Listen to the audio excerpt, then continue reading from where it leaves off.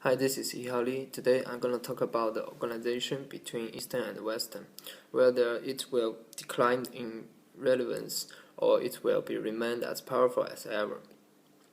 Firstly, there are some differences between Western and Eastern business practice pattern.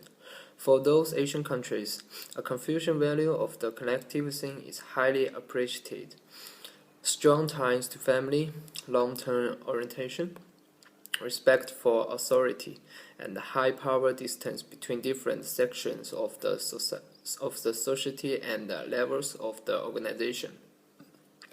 On the other side, the characters of the business cultural norms of Western countries are individualism, self-governance, free market, enterprise, and the low power distance between different sections of the society and levels of the business, and the short-term orientation. Now, I would like to introduce a good example of cultural diversity within the workplace. An American oil company executive who was negotiating with a Chinese company thought that he had a business deal wrapped up in 4 days after explaining the terms to the Chinese. Taking them out to dinner, discussing all the details of the deal, including terms such as delivery several times over 4 days, and getting in a principal agreement from them. However, when the Chinese go back to him after a few days asking about the same issue again, he was surprised and took a more assertive tone, doubting their intentions. Behind asking the same question on terms and conditions again, and showing the frustration that the deal was not done yet. The deal didn't go through eventually because the American focused more on the transaction than the actual relationships, and showing the little interest in building trust. When the Chinese expected the American to show more patience and not force the issue.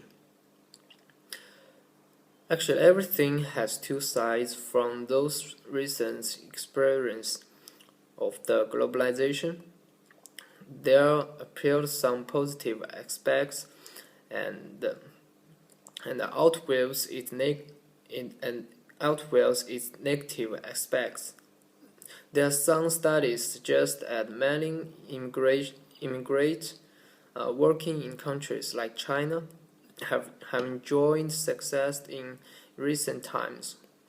For instance, an immigrant from the US working in China learned about the power distance and the display of the authority and the control that is expected from the senior managers. Therefore, even though there was not used asserting his authority and performed a more inclusive style of leadership, he made changes to his style in China and more direct and authoritative in his dealing with his subordinates. By doing, he was able to gain respect for his subordinates, which made work much easier for him. Furthermore, companies have shown the willingness to learn and take a global-centric approach, and fraud are made to create a fusion culture in business. Companies have reaped dividends. In the conclusion, many companies and their staff continue to experience problems because of the deep-rooted cultural difference between the people of the East and the West, because of the lack of the awareness and efforts made to understand and overcome the cultural differences. While companies have made effort and shown awareness to adopt to different cultures without compromising business objectives. The companies and their staff have started to achieve success. Therefore, if companies want to succeed in the globalized multicultural world, they have to overcome the ignorance and show a real willingness to adopt the new cultures. Okay, thank you.